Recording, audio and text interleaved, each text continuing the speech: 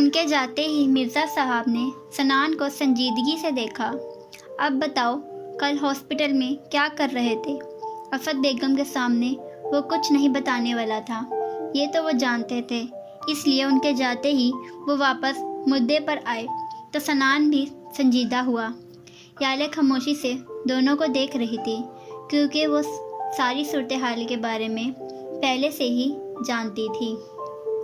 وہ کل تھوڑا جھگڑا ہو گیا تھا کچھ لڑکوں سے، اس لیے انہیں ہاسپٹل چھوڑنے گیا تھا میں۔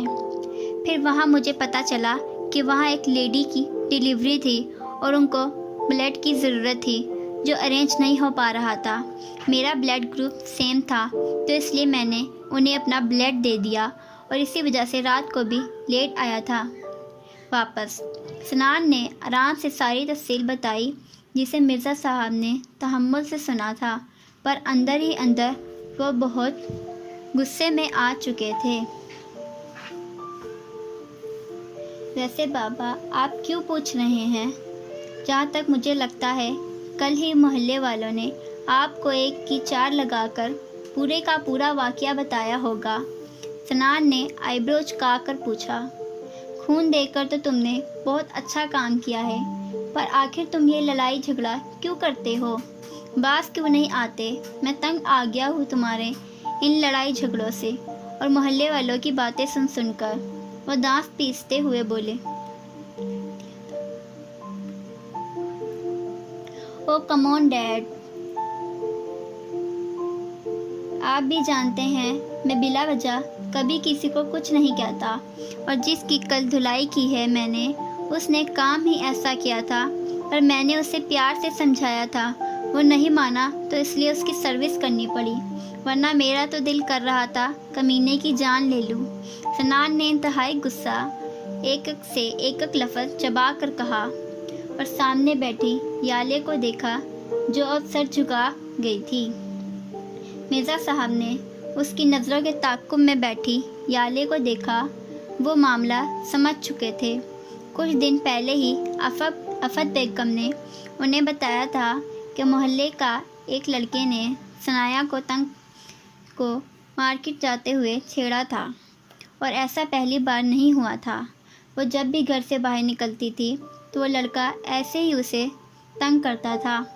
ویسے تو ان کے خاندان میں لڑکیوں کو اکیلا کہیں جانے کی اجازت بالکل بھی نہیں تھی، اس لیے وہ ہمیشہ آفت بیگم کے ساتھ ہی باہر جاتی تھی۔ تب بھی وہ آفت بیگم کے ساتھ تھی، لیکن وہ لڑکا اتنا بدتمیز تھا کہ آفت بیگم کے سامنے ہی اس نے ثنایا کو سیٹی ماری تھی، جس سے انہیں بہت غصہ آیا تھا۔ اس لیے انہوں نے اس بات کا ذکر سنان اور مرزا صاحب سے کیا تھا، اور سنان اب اس لڑکے کی درگت بنا کر اسے اچھا سبق چکھا چکا تھا۔ لیکن پھر بھی تمہیں اسے اتنا نہیں ماننا چاہیے تھا، وہ سمجھانے والے انداز میں بولے۔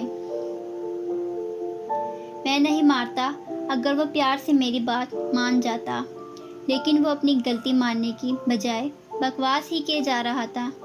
And you know very well dad, میں اپنے گھر کی عورتوں پر اٹھنے والی ہر بری نگاہ اور اپنے باپ کے بارے میں غلط زبان یوز کرنے والے کو بخشتا نہیں ہوں۔ اس نے جو کیا یہ اس کی اپنی غلطی کی سزا تھی، اور اگر آپ محلے والا آپ کو کچھ کہیں گے تو ان کو میرے پاس بھیج دیجیے گا، میں خود ان کا علاج کروں گا۔ ابھی میں، وہ سنجیدگی سے بولا۔ یالے نے مسکرا کر اپنے بھائی کو دیکھا، اس کی آنکھوں میں سنان کے لیے فخر ہی فخر تھا۔ مرزا صاحب بھی اسے دیکھ رہے تھے، جو اب بالکل سنجیدہ سا پہلے سے انتہائی مختلف لگ رہا تھا۔ اچھا ویسے مارا تو مارا، لیکن یہ خود ہی اسے اسپتال کیوں لے کر گئے؟ عجیب انسان ہو تم بھی، وہ مسکرا کر بولے۔ اب ان کے لہجے میں فخر تھا، کیونکہ وہ جانتے تھے کہ اپنے گھر والوں کے سامنے وہ چاہے جتنا ہی irresponsible بن جائے، لیکن حقیقت میں اس سے زیادہ سمجھدار کوئی نہ تھا، جو تمام ذمہ داریوں کو نبھانا جانتا تھا، اور اس کے لیے اگر سب سے ضروری کچھ تھا تو وہ اس کی فیملی تھی، جس کے لیے وہ کچھ بھی کر سکتا تھا۔ ارے بابا، ہم چوہان میں دماغ کے گرم اور دل کے نرم۔ اس لیے میں نے اس کی ہڈی پسلی ایک تو کر دی تھی، پر پھر مجھے اس پر رحم آ گیا، اس لیے ہاسپٹل لے گیا اور اس کا ٹریٹمنٹ کروانے۔ مسکرا کر بولا۔ مرزا صاحب بھی مسکرائے تھے۔ You are the best brother in the world bro, یالے محبت سے کہتی سنان کے پاس بیٹھ کر اس کے گلے لگ گئی تو وہ مسکرایا۔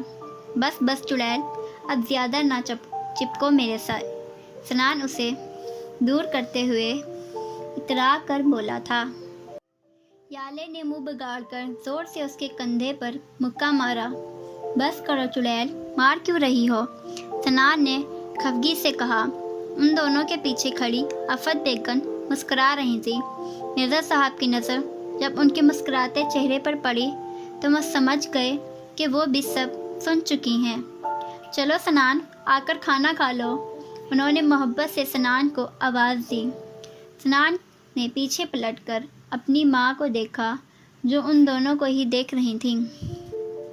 جی آیا ماما جانی، مسکرا کر کہتا اپنی جگہ سے اٹھ کھڑا ہوا، پھر فوراً مرزا صاحب کی جانب پلٹا۔ ڈیڈ، مجھے آپ سے ضروری بات کرنی ہے، پر ابھی نہیں، شام کو بتاؤں گا، وہ کہتا اپنی ماں کی جانب بڑھ گیا۔ مرزا صاحب نے بھی اس بات میں سر ہلا دیا۔ یالے بھی اپنے بھائی کے پیچھے بھاگ گئی۔ وہ ڈائننگ ٹیبل پر بیٹھا بریانی سے انصاف کر رہا تھا، جبکہ آفت بیگم پاس کھڑی مسکرا کر اسے محبت سے دیکھے جا رہی تھی، جو بلو جینس اور ریڈ ٹی شرٹ پہنے پرکشش لگ رہا تھا۔ کیا ہوا مما، آپ بھائی کو ایسے کیوں دیکھ رہی ہیں؟ پاس بیٹھی یالے سے جب رہا نہ گیا تو وہ پوچھ ہی بیٹھی۔ اس کے سوال پر سنان نے بھی چونک کر اپنی ماں کو دیکھا۔ کچھ نہیں، بس ایسے ہی، وہ مدھم مسکراہٹ کے ساتھ کہتی سنان کی طرف جھکی اور اس کی پیشانی کو شفقت سے چوما۔ میرا پیارا بیٹا، وہ محبت سے بولی۔ سنان بس مسکرایا تھا اور یالے کو اب پوری بات سمجھ میں آئی تھی۔